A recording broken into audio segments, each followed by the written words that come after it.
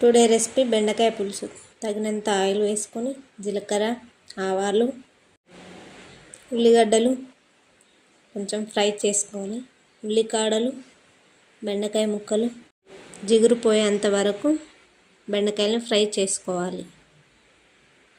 తర్వాత కాస్త కరివేపాకు, పసుపు,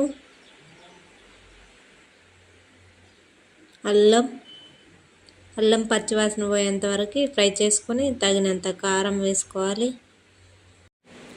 కారం కాస్త ఫ్రై అయ్యాక మరీ ఎక్కువ ఫ్రై చేసుకోవద్దు, ఎందుకంటే తొందరగా అడుగంటుకుంటుంది.